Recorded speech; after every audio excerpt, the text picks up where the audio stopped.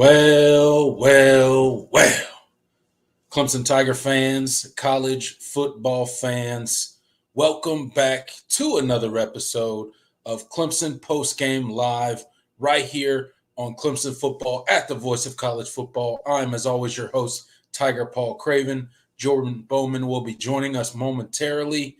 But before we get into tonight's show, if you are not subscribed to the channel, please go ahead and hit that subscribe button for us. We're on the road to 6,000 subscribers. So help us out, share the videos, share the channel, bring in other people so that we can chop it up about college football and our Clemson Tigers as well. This is a live video, so as always, if you're in the live chat right now, go ahead and hit that like button for us. It really helps us out. And last but certainly not least, we have the super chat feature available. If you would like to support what me and Jordan do here on Clemson Football at the Voice of College Football, hit that super chat feature. It supports what we do here. And then it also allows for your comment and or question attached to that super chat to be read and responded to during the live show. Our Clemson Tigers get it done tonight. 40-14 against the Stanford Cardinals in Death Valley. We're going to get into that and what our reaction is to everything that happened during the game. But before we do, let me bring on my co-host, Jordan Bowman. Jordan, what's up, man? How you doing? Good, man. Just a kind of an interesting watching experience for me because I've had the Bama game up, the Bama Georgia game up. I rarely ever watch Clemson in the quad box. Usually I have Clemson in the full screen, and so but it was oh man, it's Georgia Bama. I can't not watch that. So I had that in the corner, and that was watching Clemson kind of struggle for three quarters, and then watching Georgia getting blown out in the first half. This game is getting really interesting. That was kind of a surreal experience for me, as I was telling you before we started the show. But yeah, man, I had a feeling that we were due for a game like this, and I picked 45-17. During the pregame show, I made it very clear. I was like, man, Stanford, because I had watched all their games. They're an extremely scrappy football team. They're not overly talented. They don't do a lot of things well, but the things that they do well, they do really well, and they will do it over and over and over again. And that's what you saw. And they just found a way to kind of hang around. Defensively, they have a really good defensive line. And obviously, their run game, they do a lot of creative stuff with Ashton Daniels in their backs, and they gave Clemson fits for the better part of this football game, and they moved the ball consistently. So, but happy with the win, a 26-point win. You cover the spread. You can't really complain too much, and it feels good to say that, man, you won by 26 points, and you feel like you didn't really play that well. So, yeah, happy with the win. Yeah, absolutely. Look, I mean, anytime your team gets a win, specifically when it's a score to the tune of 40-14, 26-point victory for the Tigers in Death Valley tonight. It did not look pretty at all for portions of the game. There were times where the offense really struggled and got bogged down. There were times where the defense really struggled, particularly in their run fits. Daniels gave them fits all night in the QB run game. They could not leverage it properly. They kept letting him break contain. They kept letting him get explosive run after explosive run. Tackling at times for the defense was poor. But at the end of the day, you get a 26-point victory. Your offense got going in the second half a lot better than they did in the first half. And, we'll get into some of the good, some of the bad, and all of that stuff. But just overarching thoughts, Clemson probably went out there and played, a C- game at best tonight, and still came away with a 40-14 victory. So with that said, I think that's encouraging as a Clemson fan. We were talking backstage before we came on the show tonight, And that's a game that Clemson loses a year ago. It's a game that Clemson a year ago would have found a way to lose because that was just kind of their MO last year. That's kind of how they operated, especially when they came out slow and they couldn't quite get going. They did come out and score a quick touchdown thanks to Stanford kind of making a boneheaded decision, a head-scratching decision, if you will, by going for it in their own territory on the first possession of the game. I didn't think that made very much sense at all. But again, I guess they were trying to get it going early to try to stave off that Clemson offense attack. And it worked for the most part in the first half and until Clemson kind of broke it open in the second half. But, just overarching thoughts of the game. Clemson didn't play particularly well for portions of the game. Like I said, C to C minus type performance. But again, still come away with a 26-point victory. And I think you can be happy with that. And then we'll get into the growth and the improvements and all the stuff that has to be made between now and the time that we take on the Florida State Seminoles next week. Yeah, absolutely. I just, to your point about, this team and the growth that they've made from last season, like, when things were not, they started off the game extremely well, obviously with the Cade Klubnik. When you get a stop, and then Cade Klubnik, finishes that first drive with a 55. It's not a 55, however long the actual run was, on a 3rd and 10, scramble for a touchdown. You felt pretty good. You're like, oh man, things are going to continue to go as they were, and didn't work out that way. Stanford was, they got stops. There was a lot of disjointedness within the offense, but I think the most encouraging thing was that, unlike last year when things, when they had a bad drive and things weren't working and the other team was giving a lot of resistance, they like from a play calling perspective, from a mentality standpoint, they completely, shrunk in their shell and they played timid. And that was what the hallmark of the Clemson offense was last year. Yep. But this year it's like we're going to keep swinging and we're going to keep doing what we're going to keep doing our thing and until it works. And that's what they did. They kept taking shots. They kept trusting Cade. He had a bad interception in this game. He didn't let it phase him, and he didn't let it, hurt his play. He had a couple of times where his receivers let him down, more than a couple of times really. But they kept chipping away. They said, we know that, we trust our preparation. Guys just got to start making plays, and they kept swinging, and they ultimately started hitting on those plays, and that's how you get the score that you did.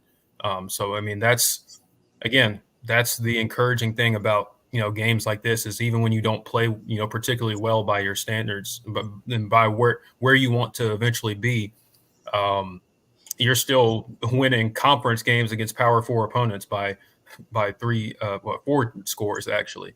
You can't really complain too much. Yeah, absolutely. Can't complain too much. I see Lee Harden in the chat. We're not dunking on Clemson. We're not burying Clemson. We're not being unfair to them in any way. But at the end of the day, if you watched specifically that first half, Clemson did not play well. Georgia's winning now, by the way. So, fine with me. Nobody saw that coming. Oh, my God. Oh, my. Touchdown, Bama? 75-yard touchdown reception, yeah. Bama. Lord, man. Wow. Okay. But to Lee's point, look, we're not trying to bury Clemson, but we're realistic on this channel. We're not just going to sit here and only focus on the things that went well in the victory today. Yes, we will talk about the things that they did well, and we'll lead with that. But then we're going to get into some of the things that need improvement. Because at the end of the day, if Clemson's going to go where they want to go, which at this point is an ACC championship game, hopefully winning that and then seeing what happens in a 12-team playoff, you're going to be challenged in more ways than Stanford was able to challenge you tonight. And there were things that were done that aren't going to bode well for you in the future. So those things have to be cleaned up, and we have to talk about those things. But before we get into that, Jordan, let's go ahead and shift gears. We're going to talk about the offense first and foremost, talk about the good that we saw. What kind of stuck out to you from a positive standpoint on the offensive side of the ball, whether it be K, the wide receivers, the offensive line? What really stuck out to you tonight, specifically for the offensive side of the ball? Yeah, I think from an offensive standpoint, I think kind of what I was hitting on. I felt like they kept chipping away and they kept taking shots. I think that was the good Lord, my door closed on me by accident, scared the crap out of me. They kept taking shots, and the receivers, while they didn't always catch the ball, they did a really good job on the downfield passing game of creating pass interferences, and they made enough catches. I mean, you had you had Bryant Wesco make a couple of big plays. TJ Moore had a big catch in this game. Could have had another one, but it probably was an incomplete pass. But if you had a little bit more awareness to snap it after, maybe it still stands. Cole Turner, obviously, right after that, they ruled it incomplete. That was awesome to see. They kept chipping away, and I think the run game was kind of a non-factor in the first half. I thought Garrett Riley made a lot of adjustments to kind of get that run game going, and Phil Maffa had a decent day, and they did a better job of kind of executing from that standpoint. The screen game, I thought, was every time they ran screens, they got positive yardage, positive yardage. So while it was a more disjointed effort than we've seen the past couple of weeks, they still did a lot of things well. I thought Cade played a lot better than his completion percentage would suggest, because of some of those things I talked about. And he never let it affect him. I watched, just watching his demeanor on the sidelines, like there were moments of frustration, but he was still very much calm and in control when he was out there. And that's the growth that we've seen from him from last season, that we continue to see. And he ended up with a 5-touchdown day. So, that's just, that's the kind of stuff that you want to see from your second-year signal caller. And I think the offense, it was good for them to kind of remember. It was kind of a good reminder for them that they're still mortal, because they were putting up insane Clemson historical numbers last couple of weeks, and so this was probably more of their probably closer to their middle, and kind of probably on the lower end, because again, like I said, there were a lot of things they could have done better, but they kind of found their middle, and their middle was still scoring 40 points and racking up over 400 yards of offense. So we'll take it. Yeah, absolutely. Look, we'll take it. No doubt about that. K clubbed the numbers for the night: 15 of 31, 255 yards, 4 touchdowns, 1 interception. He also had a rushing touchdown. He went 7 of 48 on the ground for a 6.9 yard average. So K Klubnik had a pretty good night, right? Made a few throws that weren't the greatest. Put the ball in harm's way a couple times. Obviously, Stanford only came down with it once, but made a lot of good throws as well. And I love the aggressiveness of this Clemson Tiger offense, really, these past 3 weeks. I mean, you talked about that pass that kind of Cade hit to TJ Moore on the sideline that they ultimately ended up overturning and saying it was not a catch. In my opinion, it was still a catch. But again, it is what it is. Doesn't really matter. But what do? The next play, they dial up another shot downfield to Cole Turner in the end zone for a touchdown, and Cade makes the throw, right? So I love the aggressiveness. of Cade and the rest of this offense. Really, like Cade's poise in the pocket tonight. He got his bell rung a few times tonight. He got a little bit more pressure tonight than he's gotten the past couple weeks. Not quite as clean of a pocket in a lot of the drop back scenarios tonight. But he stood in there a few times and delivered a ball when he got his his clock cleaned, on his back. That Cole Turner one that I just mentioned, right? He got nailed as he released that ball. Still made a really good throw to Cole Turner. Cole Turner catches it, and he gets rewarded for standing in the pocket there. So that was really good.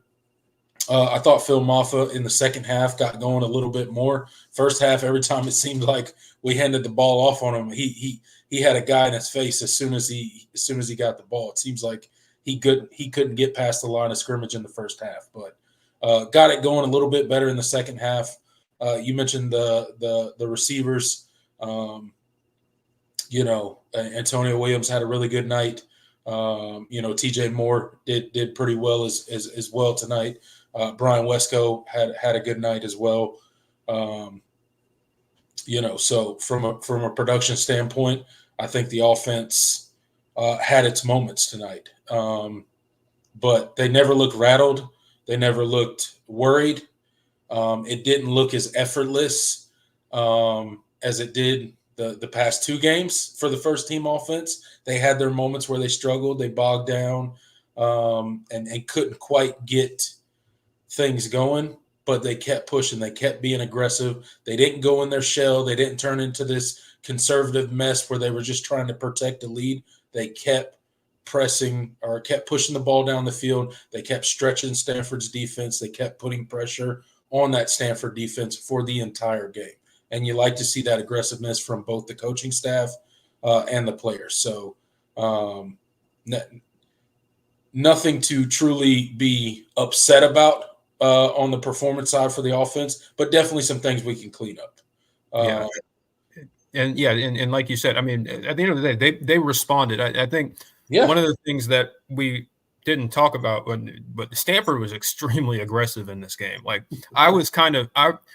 they showed a lot of that on tape, but I thought their level of competition was kind of made them a little bit more bold in their previous games. But they took it to Clemson. I have a lot of respect for that, especially knowing that their secondary certainly isn't the strength of their defense. But they put their corners on islands. They sent guys at Cade. They wanted to dictate the tempo and the flow of the game to Clemson.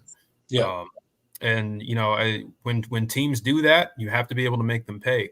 And this offense has shown, unlike last season, that they'll make you pay. And so, Clemson got a lot of one-on-ones. You won your fair share of them. You were able to draw pass interferences. There were a couple of balls that Cade threw that you probably would have liked to have back, or maybe not have back, but were slightly underthrown, and wanted to give his receiver a better chance to make a play on it. But you responded to Stanford. It took a little bit, but eventually you knew that you were going to hit them because you had that confidence in your ability and the guys that you had out there. It's like, okay, we're going to hit on these eventually. So if they're going to keep giving it to us, we're going to keep taking those shots. We're not going to, dink and dunk our way down the field. We're going to keep, pushing the issue, because that is our identity offensively this year. And that's really refreshing after the last 3 seasons, really. Yeah. Also, forgot to mention, shout out Olsen Pat Henry for his touchdown. Absolutely, I forgot to mention him. Yes, he continues to. It was good for him to.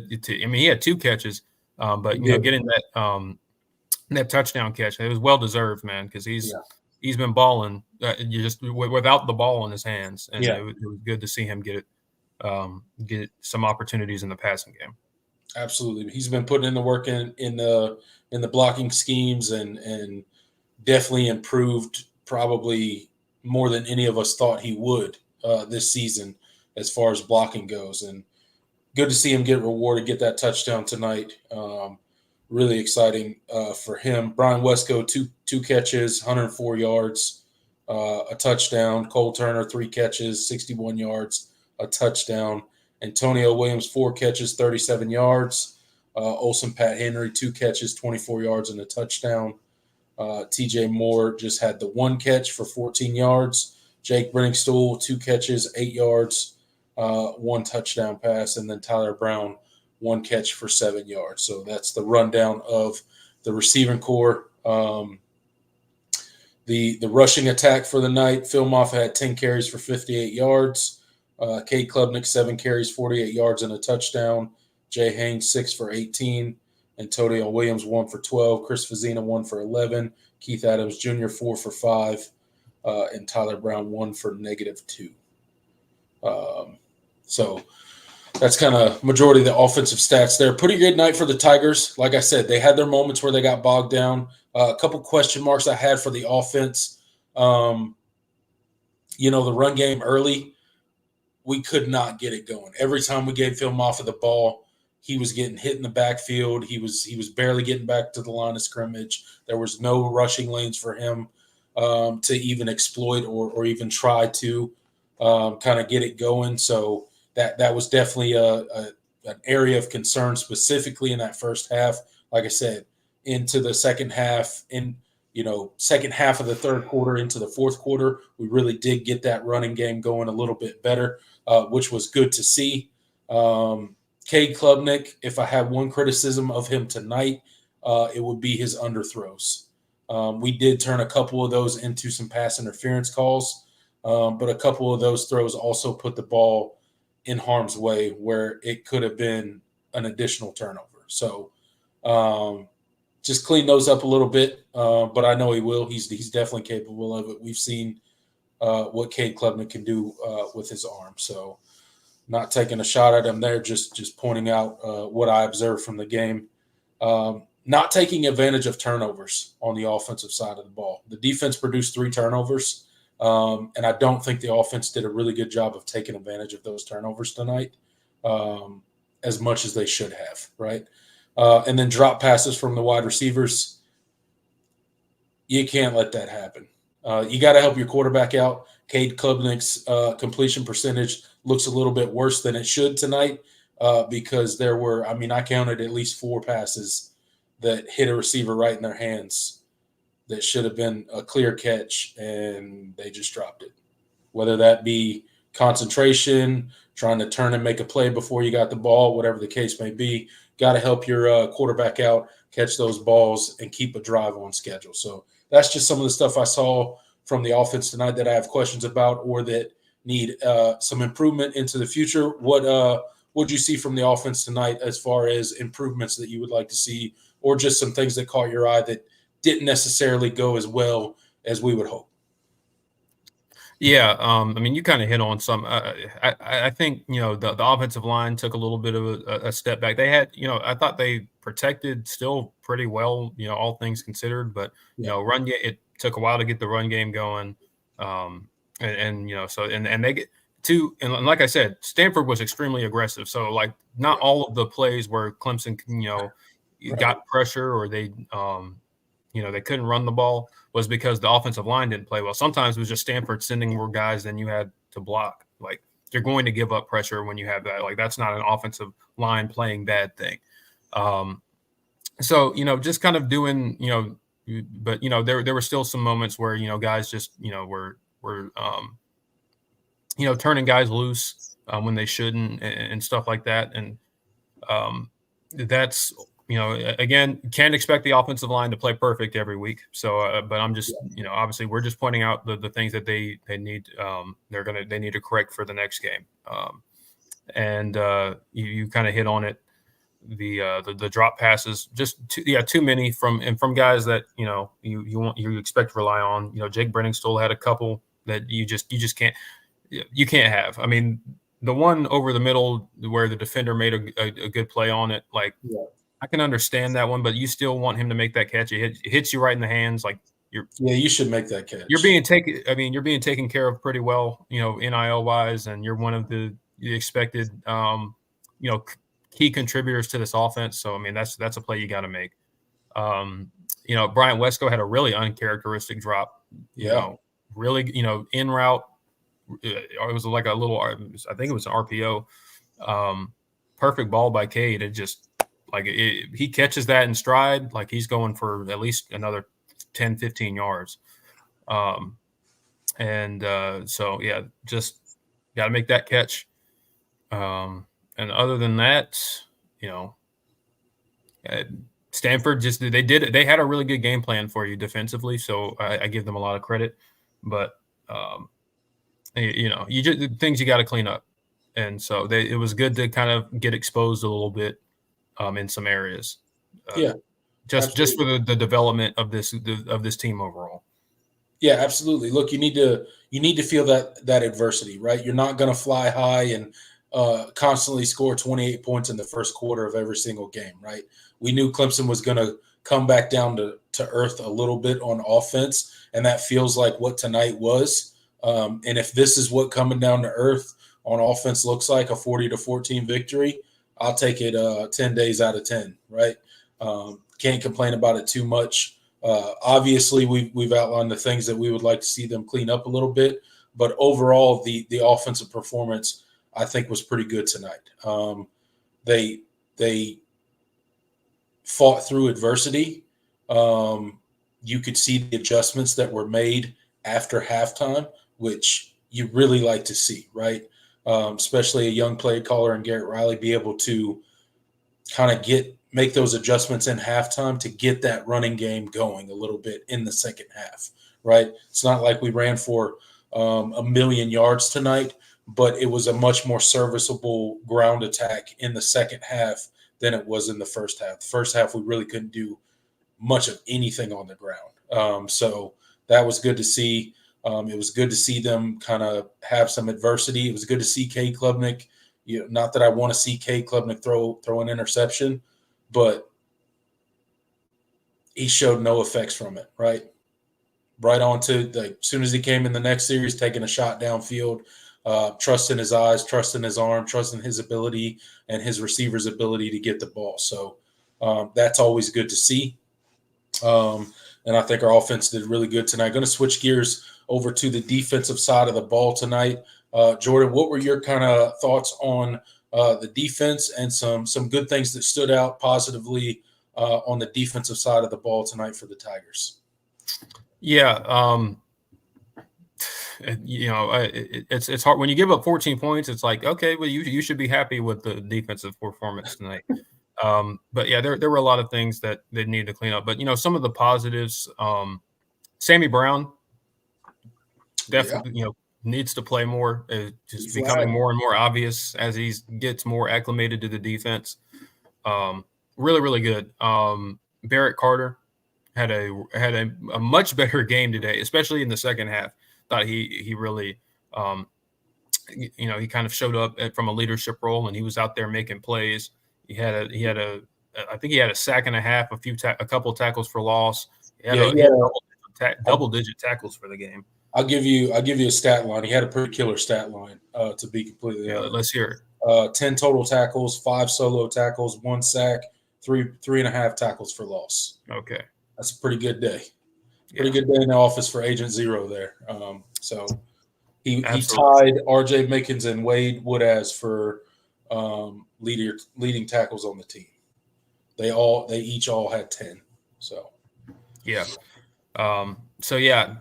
Those guys were standouts. Avion Terrell had I thought the defensive backs against Elik Ayamaner pretty good, really, really good. I mean, he had the one touchdown at the end of the half. I was kind of put Khalil Barnes in a tough situation there with the play call. Like, I don't think Shelton Lewis did anything wrong. I think he was supposed to pass him off there. Right. But you really ideally you don't want Khalil your safety on their best receiver like that. That's a tough cover right there. It was a good play call by Stanford, recognizing it, knew they could get that matchup, and just unfortunate. I thought overall they did a really good job. He did not hurt you when the game really mattered. Right. He had a couple of his stat line is probably a little. I don't know what his final numbers were because I know he had a couple of catches on the backups. He had 4 receptions for 50 yards and a touchdown. Yeah. Yeah, if you told me that was his stat line before the game, I'd say I'd take that. Yeah, we're good with that. Yeah. Yeah.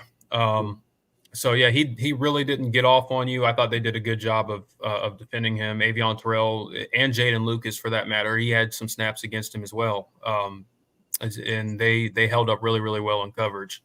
So that was really good to see. The interior of the defensive line is still really, really damn good. And you had a couple of guys making plays out there. DeMonte Capehart, when he's out there, he's just extremely difficult to take down. Yeah. Trey Williams, he's playing the best football of his career. We haven't really talked about him a ton, but he is like legitimately eating people alive down there. Yeah, Trey Williams playing really, really good football. Yeah. And it was good to see because he's a guy that just throughout his career has struggled to kind of stay healthy and stay, in shape. And so that was good to see. See other standouts. Wade Woodaz with that pick. Just a really athletic play. Way to read his eye, the quarterback's eyes. That's a tough catch too. It's a tough catch. He had to fingertip it and then corral it with his body as it was going down. That's a tough one. Yeah, he's an athlete for sure. So yeah, those were a couple of the standouts. I think, all in all, like you gave up, you gave up a lot of yards, and they continued to move the ball up and down. But I thought, you're just bowing up in the red zone when you did, creating those turnovers. I mean, you can't expect to do that every week, but sometimes that's what you got to do. What you got to do is what you got to do. But those were kind of my standouts. Trying to think of who else. See a couple people mention TJ Parker. Yeah, TJ Parker was in there. He made a couple of nice plays today. Stuff Island Green. Yep, he's getting more and more snaps as the weeks go by, and I'm really, really happy for him because was in that 2023 class. He was probably my favorite defensive line commit. So seeing him get out there on the field, because he's a load, man. And it just once he's got acclimated to the defense, and we're seeing him more and more, like he's going to be a problem for a lot of defenses. So good to see. Those are probably my standouts. I don't have anything else. Yeah, absolutely. Look, I think Barrett Carter definitely probably played one of maybe his best game this season. Yeah, definitely had a crazy stat line tonight. Definitely felt his presence, specifically in that second half. It's good to see him kind of look like he's finally looking a bit more like himself, a bit more like what we thought he would look like this season. A little bit of a slow start to the season, but maybe this will springboard him into kind of the rest of his season, and hopefully that's the case. Wade Woodaz had a pretty good night as well. 10 tackles, 3 solo. RJ Mickens 10 tackles, 3 solo as well. So those guys kind of had a good night. You mentioned Avion Terrell, and really just the rest of those cornerbacks. I think did a really good job tonight. They did not allow a ton of huge plays. They couple pass interference calls here and there, but that's to be expected when you're fighting and doing those sorts of things. But definitely much more improved play, I think, by the linebacker position tonight. As far as the D-line goes, the contain, still a bit of an issue for Clemson. We allow teams to break contain far too many times. We got kind of gashed in the rushing game tonight a lot. I don't know how many explosive run plays we gave up tonight, but I'm sure it was a lot, like probably more than 5, like 15 to 20 plus yard run plays tonight. Had to be. At least it felt that way just watching it. I don't know the exact number, but I know at one point they showed a graphic that Stanford had that they had like 520 plus. Oh, had they? Okay. Yeah, something like that. So, okay. Yeah. So that was the the defensive tackles, I think, continue to play really well. I think we did get some good pressure on Stanford tonight, and didn't necessarily have to blitz a ton to get it. But again, the breaking the contain, the run defense kind of gives you pause for concern, right? The just we Because seem to have it's a trend, right? Like yeah, we've seen it in every game. Like this defense at points get gashed by outside runs, right, and it's setting the edge. Like not just it's not just the backups getting killed. It's the guys that the starters and the second string that you expect to be continuously in the rotation. Like it's a problem. It's got to be fixed because you've put a lot of that on tape. It started with Georgia in that second half, and teams yeah, have been doing it over and over and over yeah, again now because they're like, okay, they are not very gap sound on the edges, and they are easy to manipulate, get guys out of their run fits and stuff. yeah, So absolutely, that's got to be better. There were just a couple of times guys were getting caught looking in the backfield. It was good to see AJ Hoffler out there, but he was there. He had multiple instances where he was not, yeah, setting the edge.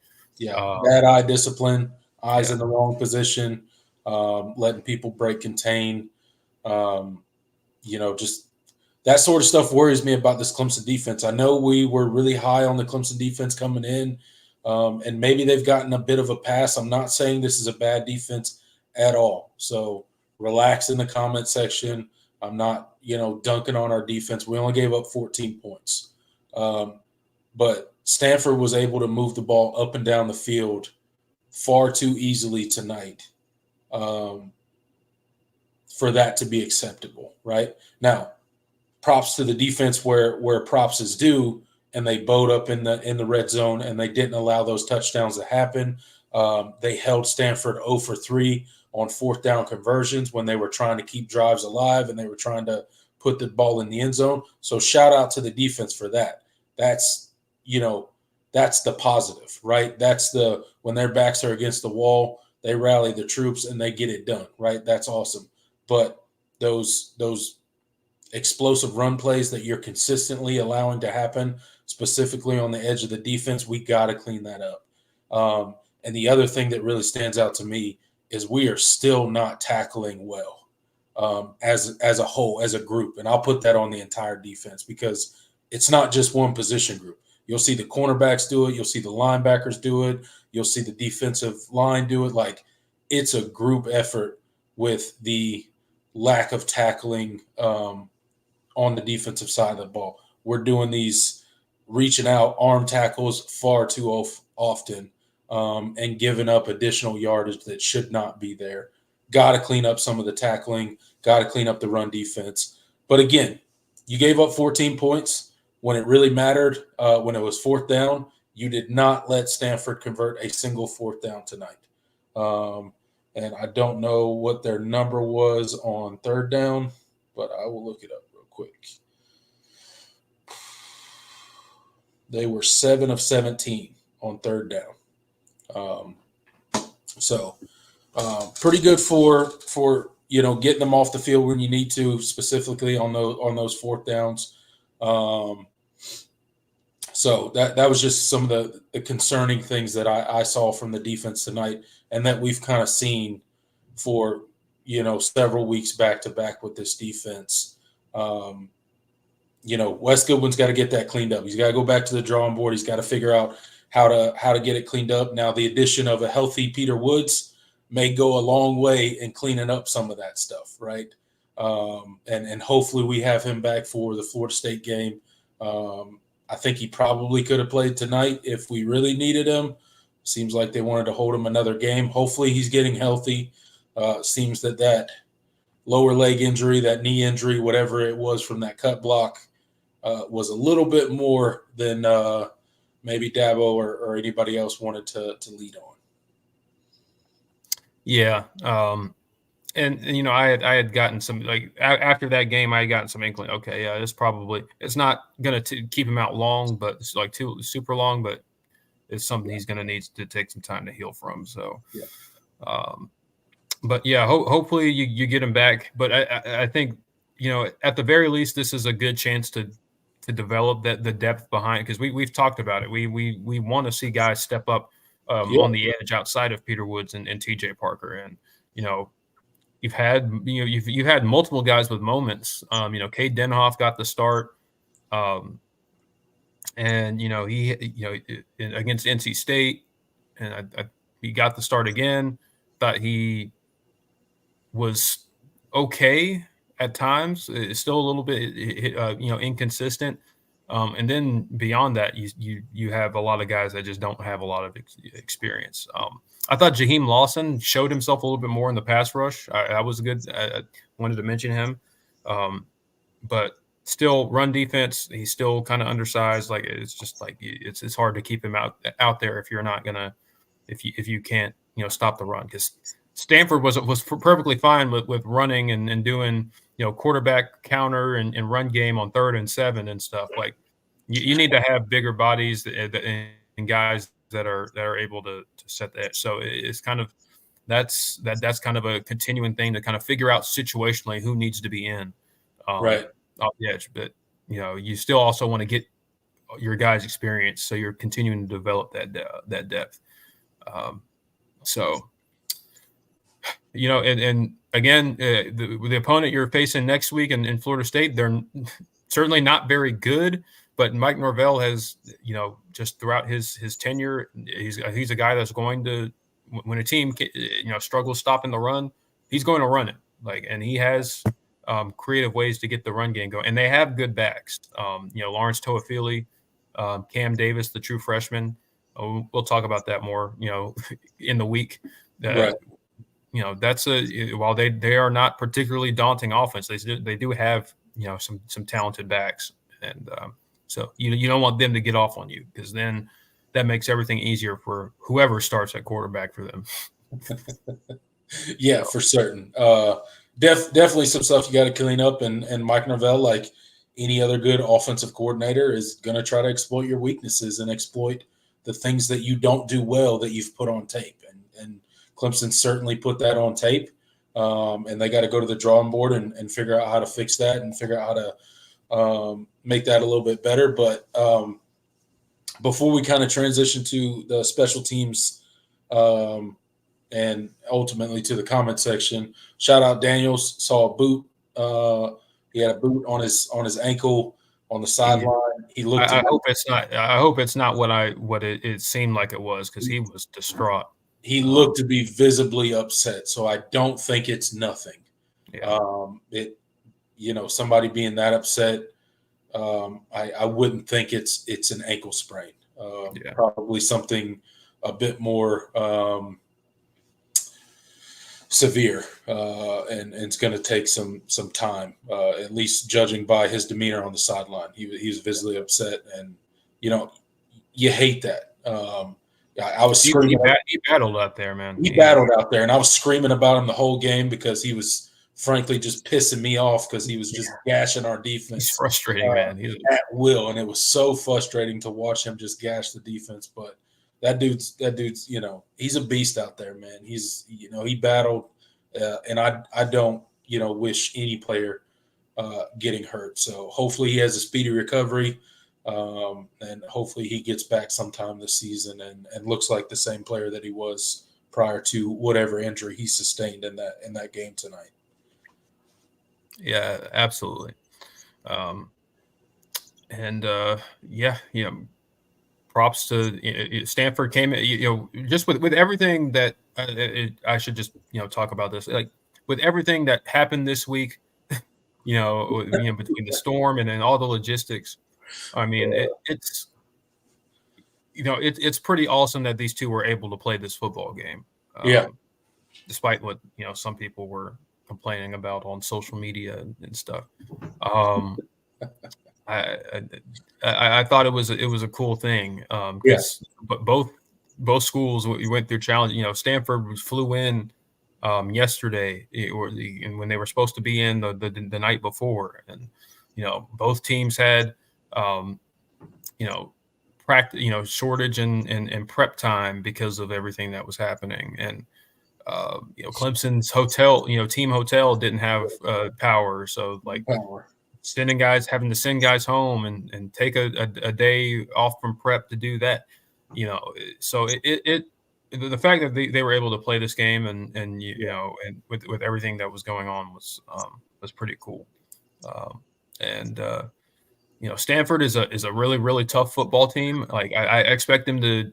I don't have their schedule memorized off the top of my head, but it will not surprise me if they knock off a couple of other, ACC hopefuls.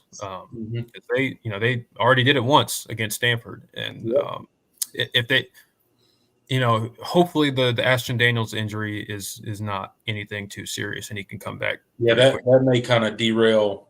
Yeah. Their entire season if it's anything serious, because that offense goes as he goes. That's for certain. Not that I mean, that backup came in and he kind of did his thing and I think did pretty serviceable job, but that offense definitely goes as Daniel goes. So shout out to him, man. Hopefully he recovers and it's nothing that's going to keep him out, too terribly long. Yeah, absolutely. All right, before we shift it to the comment section, Jordan, let's go ahead and hit on the special teams real quick. Antonio Williams, he had one punt return for 12 yards. Kicking, Nolan, our boy Nolan, 2 for 2 tonight. Still 100% on the season, so shout out to him. He did have an extra point blocked, however, so he was 4 or 5 on the extra points. And then Aiden Swanson had 5 punts. He averaged 43.2 yards per punt. Yeah, just kind of a whatever day from special teams. Didn't like we said before the game, like the MO for special teams right now is just don't lose you the game. And that's right. Yeah, they didn't lose you the game. Like as long as special teams is unremarkable, it's kind of a win. Yeah. So yeah, happy for Nolan Hooser. He has not had he hasn't really had to test his leg this year, which is fine with me. That means the offense is doing its thing. Right. Well, on the other hand, it could mean we're punting a lot, but obviously that's not the case. And so, yeah, good to see him. And obviously the one extra point he missed was not his fault. It got blocked. So it is what it is. Got to clean that up. That's a protection problem. That's not on him. Right. And yeah, didn't really do much in the return game. So whatever. But again, there wasn't I'll say that Stanford punter was pretty good. He put Clemson in a couple of tough situations. Yeah, he was. Was overall just a kind of whatever day. Aiden Swanson, 43 yards per punt. It's not amazing. He's still he's not hitting on those longer punts that he was last year. I don't know what it is, but he's not. He doesn't seem he's not a plus value punter right now. Like he's not creating field position for you, as far as like an analytics standpoint, or however they would classify it, negative field position or positive field position. He's not really creating either for you. He's just kind of baseline, kind of baseline. So that's not. It's not awful, but it's better. It's better than him. It's better than shanking every single punch. Yeah, but you wish it was early in his career. You wish it was more. Especially heading off of a season like he had last year. He was much better, much more consistent last year. And this year he's just kind of seemed to have regressed a little bit. But hopefully he can get it going. And hopefully we don't have to lean on him too terribly much. Hopefully our offense keeps clicking and rolling, and Aiden Swanson doesn't play as significant of a role as he did last season. Yeah, absolutely. All right, Jordan, before we turn it over to the comment section, any other thing you want to add about the game tonight? Any other thing that we forgot to mention? No, I mean, I think we hit on everything. again, just to summarize, happy with the win. Yeah. Like we said, we're going to talk about everything, whether it's a 40-point win or a 30-point loss, in anything in between. We're going to talk about what we liked, what we didn't like, and keep it pushing, because that's we want to paint the whole picture of this game. That's what we're here for. It's not just to come in here and say, oh my God, they did so great and all that, because ultimately we want to talk about what this team is, what this team needs to improve on, and what this team can be. And we can't talk about what this team can be if we don't talk about where they are. And I'm happy with the progression they've made, but things you got to correct some things, because some areas are not playing up to standard. Others are playing better than you expected. That's the case for any football team. And so we're going to talk about all of that. Yeah, absolutely. Look, you got to talk about the entire game, and that requires talking about the stuff that did not go well, even in a 26-point win like they did tonight. But shout out to the Clemson Tigers. They get it done, 2-0 in the conference, and another big win, another good offensive day. Overall good day for the Tigers. We improved to 3-1 now on the season, and on to Florida State week. Before we turn it over to the comment section, guys, if you are not subscribed to the channel, please go ahead and hit that subscribe button for us. We're on the road to 6,000 subscribers, so help us out with that. I know you guys will. Hit that like button while you're in here. We got 68 people in the live chat. Go ahead and hit that like button for us. And that'll help us out with the YouTube algorithm. And then we got the super chat feature available for you guys as well. We are about to move on to the portion of the show where we go to the live chat section, the comment section, and let you guys ask questions and drive the rest of the show. So if you want to ensure that your question and or comment is read and responded to, go ahead and hit that super chat feature. But before we do that, we're going to hear a word from our sponsor, and then on the other side, we will get to the comment section. So stay tuned, guys. College football is even more exciting with some action on the line, and the games are even better when you're cashing in. And the Voice of College Football is the place to be to get the greatest value. Let's start with my picks. 75% against the money line, 58% against the spread. I've got a 40-year track record.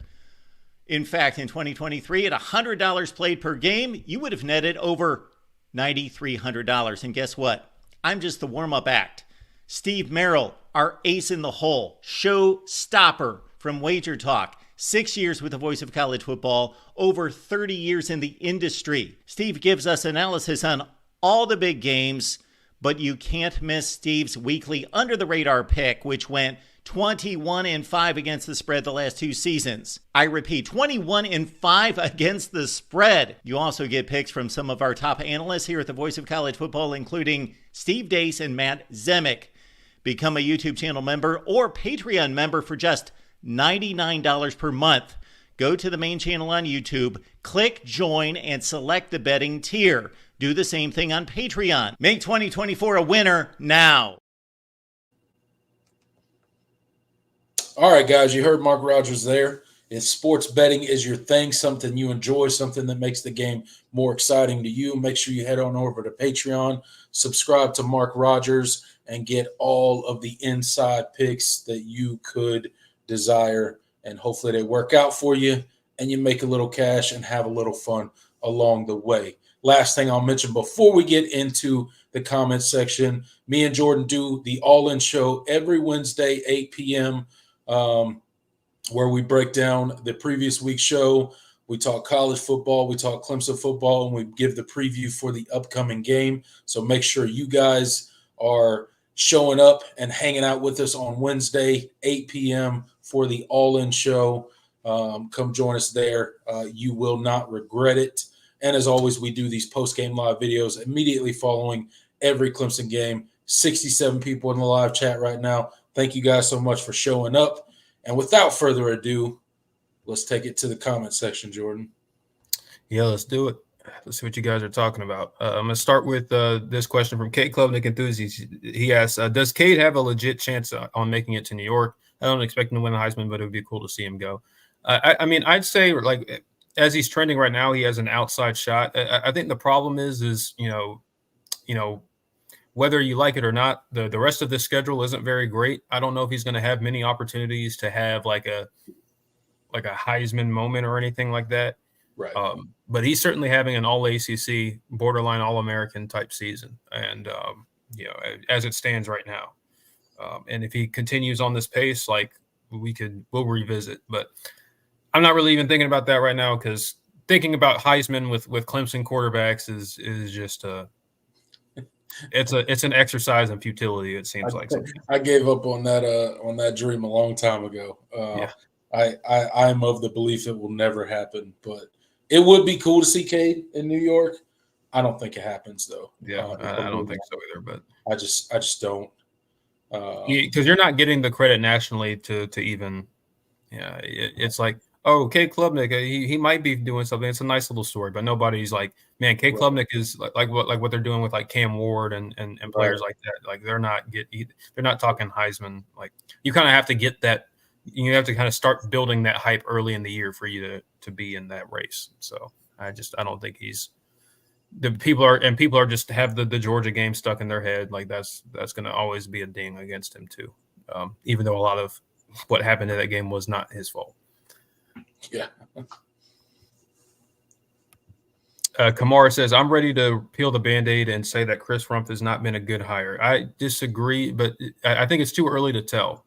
I mean, listen, the reality is whether you hired Chris Rumph or not, this defensive end group is not the best in terms of like overall quality, at least compared to years past.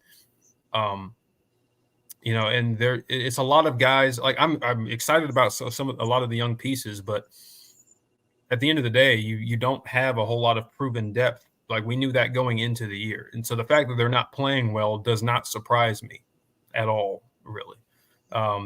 Even with the hire of Chris Rumph, I didn't think it was going to be an immediate turnaround, because you have guys that are just flat out inexperienced and haven't played a lot of football. You could say, oh, but Matt Luke came in and look how the offensive line turned around. But no, but you have 4 guys that have started like a combined 100 plus starts. And your center is a guy that's been in the program for 4 years. So Matt Luke came in with a lot more to work, at least in terms of the starting 5, he had a lot more to work with coming in. Yeah. So with Chris Rumph, there is a lot of projects on this roster in this defensive end room. That's the reality. That's why you moved Peter Woods out there, because you didn't feel like you had a guy that was ready right now to step in and give you the play you needed on the edge. And I see why. I mean, you see why. You see when Peter Woods is not in the game, and even when Peter Woods is in the game, you still had some issues.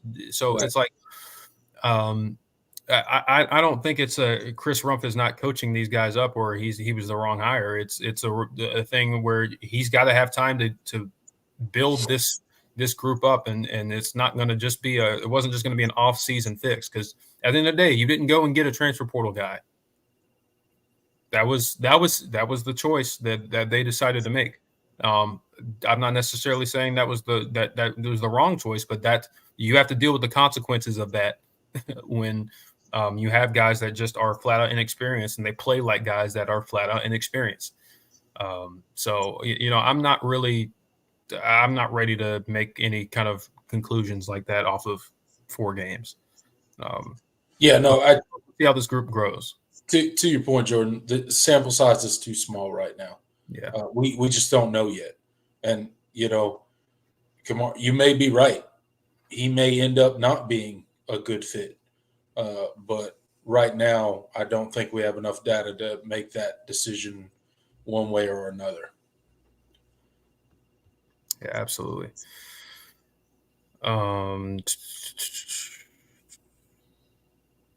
John says Stanford was credited with more quarterback pressures than Clemson. I could believe it. because they certainly sent more guys too. Like Clemson was kind of timid as far as the blitzing was concerned. I don't know if that was a choice that they came in and they were perfectly fine with. But yeah, you need to have some more guys winning up front on the edge. That's for certain, and we saw that too. You weren't getting, you got good enough pressure, but it wasn't like, you didn't overwhelm. I didn't feel like you overwhelmed Stanford's offensive line. So that's something that needs to continue to improve as well. Jay says we may not see a ranked team for the rest of the year. I mean, excuse me, you might be right. You see who you have. I mean, Louisville lost to Notre Dame today. I think they're still a good team. Yeah. So I mean, I kind of still expect them to be a borderline, a top 25 team. Pitt is still undefeated, so. And they've been better than I expected. Shout out to Pitt. Yeah. I don't think Virginia Tech will be ranked, but man, they gave Miami a scare last night, and that game was crazy. Did you watch that game? Yeah, I did. Man, it was hard too because I didn't have because I was dealing with no power, so I was just like frantically. Like, my data was fighting me, but. Right. I wasn't. Regardless of how you feel about the last call of the game, because everybody's got their opinions one way or another. It sucks that any game ends on a call like that. Yeah. Like, regardless of which way the call goes, whether you agree with the overturned call on the field or not, it sucks that any game ends on a call like that, where the refs kind of basically decide the game. That sucks. But it was a really good game, man. It was crazy. It was fun to watch. Probably not if you're a Miami fan, but it was fun for me to watch. Mm-hmm. Oh yeah. Well, and it was. I'm glad that we don't have to pretend, like people in the media don't have to pretend that Miami is some world beater, like they're mortal. Yeah. That was good to see, because it was like, oh man, Miami's just the clear front runner to win the ACC. I'm like, they beat up on Florida, who's one of the worst teams in the SEC, and then a bunch of nobodies. South Florida is okay as far as G5 teams go, is okay, but they have no depth, and that showed in that second half. So it's like they haven't really faced a team with Power 4 level talent throughout the roster, and the first one they did very nearly beat them, and you could argue should have beat them. That was a big scare. Yeah. But that was a great game. A great, controversy aside, that was a fun game to watch. It was fun to watch. Dylan says Jalen Milroe's a front runner for Heisman after today. Yeah, absolutely. Probably. Yeah. I think I think you have to say he's. I think because he's had a Heisman moment now. Like, I think he's ahead of Cam Ward. Yeah. He has to be. Yeah. With that win over Georgia and kind of how it went, I mean, yeah, he's got to be the front runner, at least for now. Mm-hmm. Still a lot of season left to play, so. Yeah, Raheem mentions they'll probably both be in New York, honestly, him and Cam. Yeah, probably. Raheem mentions they cut the game off early for the Arizona game too. Yeah, I have YouTube TV, so I was able to switch over to ESPN News and watch the rest of it. But it wasn't very clear, and it's weird how they have it ordered on. I don't know how it is for everybody else, but I had to scroll past all the ESPN channels, and I had to scroll farther down to get to ESPN News. I was like, what? And it was I was like, I hope it's right, because it said that it was playing a 30 for 30. So I was like, well, I mean, they said ESPN News. I clicked on it and it worked, but whatever. I get it. I get network if it was a close game, they probably wouldn't have done that. But it was, by that point the game was out of hand. So you do what you got to do. So yeah, it did the same thing to me. I got Hulu Live, mm-hmm. and it was the same thing. I had to scroll all the way down, and it said that it was showing a 30 for 30, but it was the game. So Yeah. it's annoying, like when you're like almost at the end of the game and they pull some stuff like that, though. Yeah. But the game did, and I guess because the game did last long, there were a lot of reviews in this game, and there were quite a few stoppages. So kind of, when things like that happen, it kind of throws things off schedule a little bit. Yeah, wasn't the running clock supposed to speed up college football games? Yeah. Wasn't that the lie they told us when they did the running clock? It don't matter when you're going to the replay review every 5 seconds. So that, and you have like 10-minute commercial breaks. Oh yeah, in between. That's how they got. That's how they got you. That's how they got everybody. Yeah, we all knew that was coming, though. That was always the plan. I think.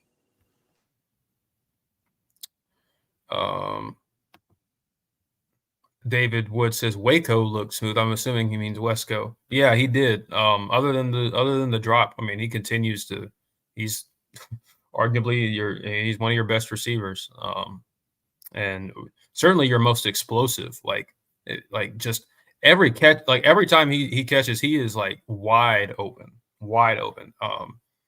And just like he probably should have he should have had 2 touchdowns today, but Cade kind of underthrew him on that deep post route.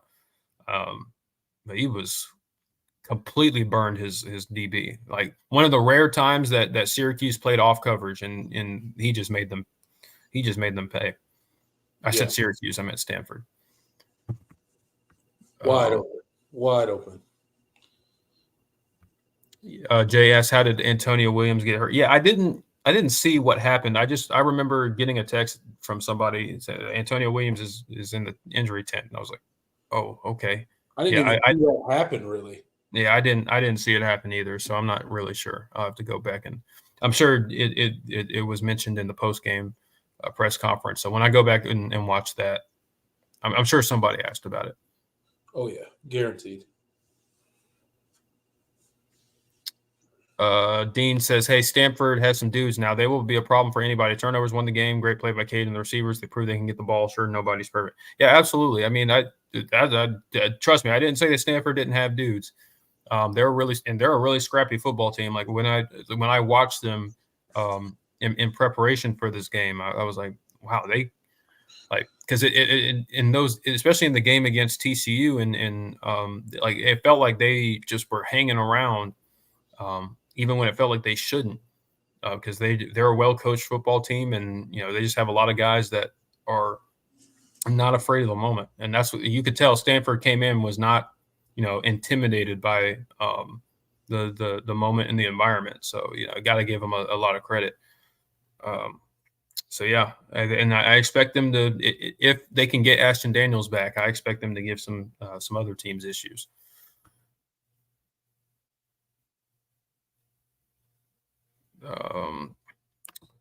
Jay mentions, I think Louisville plays Miami before. I think you're right. But I think Louisville could win that game. So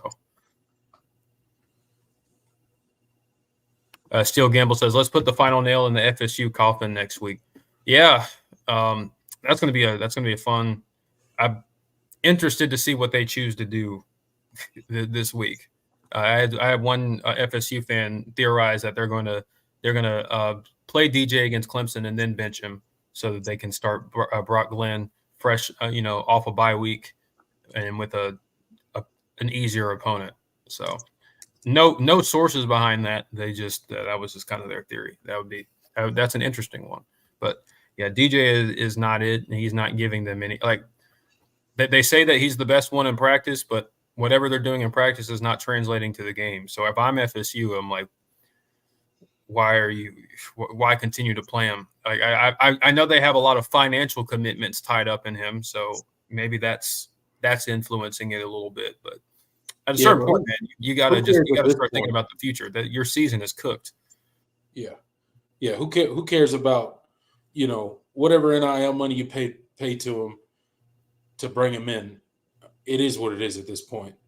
Cut your losses, play for next year, because like you said, their season's over at this point. I mean, it's just you got to start preparing for the future. Yeah. And I mean, he's not going to be there. Yeah, I mean their season is a wash. All their goal, like they're probably going to be the first team mathematically eliminated. I mean, they're probably already mathematically eliminated from the ACC championship. Like there's nothing you can do this year beyond, because man, bowl eligibility is not looking great at this point. Right. What are they? Because they're 1-4 now. Yeah. I mean, 1-4. they need to go 6 and they need to go 5-2 in their remaining games to. I don't see it. They still got Miami. Of course, they play Clemson next week. They still got to play Miami. That Florida game is at the end of the year is going to be an affront to football, like just an abomination. But they can certainly they could certainly lose that, and I'd probably pick Florida to win that game if they played right now. So I don't even know if a bowl eligibility is looking very likely. So I mean, 42-16 against SMU. Yeah, that's bad, man. That's like, SMU's defense is not particularly good. Like their offenses, they have some good pieces offensively, but I know people like to laugh at Florida State. Some people like to laugh at it because of the lawsuit stuff and the memes about that, and that's all funny, and the DJ thing and all that. But like, nobody thought Florida State was going to look like they look this season. Like, it's insane. Like, I wasn't a huge buyer in Florida State heading into the season because of the quarterback they brought in. I'm just, not that I have anything against DJ, but I think he is who he is. And all the Florida State fans who were like, Mike Norvell's going to, suddenly have this dude doing a 180 and he's going to look like the next, whoever at Florida State. I never bought into that, but I didn't think it'd be this bad.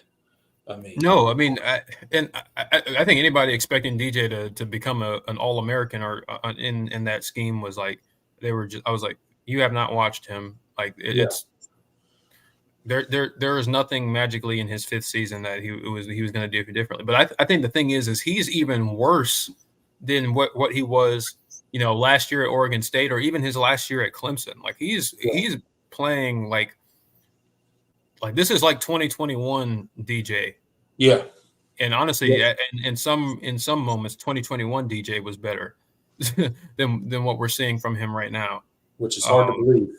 Which is hard to believe because he was Clemson in 2021. Yeah, boy, in 2021 DJ was injured all year. I mean, he had there were a lot of he had some excuses. Like from what I can tell, DJ is mostly healthy this year, and he's just flat out playing horrible. Obviously, it's not all on him. I mean, good Lord. One never knows like what it really is, but like you just look at DJ as a high school player, right? And all the numbers and all the things that he put up at Bosco, and then you look at the sparing time he played in 2020 when Trevor Lawrence was out with COVID, right? And he had 2 pretty impressive games. And I remember going into that 2021 season as a Clemson fan, and we're like, I mean, we lost Trevor Lawrence, and that sucks. And, DJ's not Trevor Lawrence, but he's pretty dang good. Yeah. He had that 400-plus yard passing game against Notre Dame at Notre Dame, right? We didn't win the game, but it was still a really good performance from him. And then, you see what he did in 2021, and it just has looked the same or worse ever since. And it's just, I just don't understand why. I don't know. I don't know if it's a confidence thing with DJ or what it really is, but it's kind of baffling if you saw the first 2 games he played or started for Clemson when Trevor Lawrence was out, and then to see what he's become throughout his entire college career is kind of hard to kind of put those two things together Yeah, and make it make sense. And it's tough because I mean he is a good dude, and it's like he represented himself well at Clemson, like great teammate. It's just not working out for him. And like I said, it's not all on him. Like that offense, flat out, their backs are pretty good, but outside of that, they are horrible everywhere else. Offensive line, probably the most disappointing thing on their football team. Because I would have said the defensive line, but they've played better. They've played better at times, but the offensive line has not looked good in basically any game they've played. And that was a group that came, brought back I think all 5 starters or something like that, like a ton of experience. Receivers, we knew that was a question mark, and they have just not been good. And tight ends haven't been good either. Like they don't do anything well.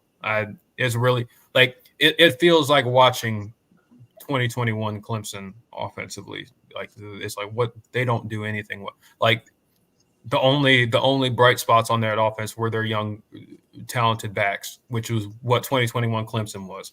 You had Will Shipley and Kobe Pace and doses of Phil Maffa. Like that was your offense. Yep, that was it. But even 2021 Clemson, you had Davis Allen. So it's like at tight end. So, but you don't have anybody at this point. It's pretty jarring. Yeah, it's crazy. It's crazy to think about.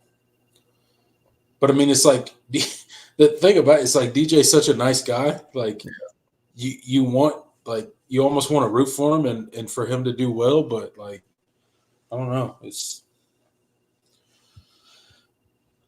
baffling almost. Yep. All right. I think we're going to call it here. Is there anything else that you saw that you wanted to in the chat that you wanted to hit on? No, I think we're good. We've been on here for an hour and 20 minutes. About time to wrap it up and call it a night.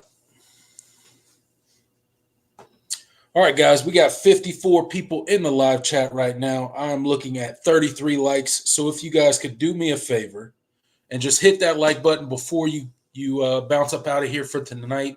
Thank you so much for supporting the show by being here and getting into the comment section and chopping it up with me and Jordan about the Clemson Tigers.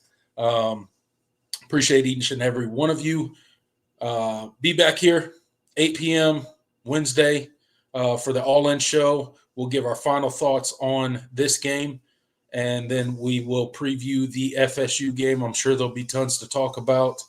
We'll see if DJ is going to be the quarterback or not, if there's any news on that. Injury news, I'm sure we'll have something on the injury front.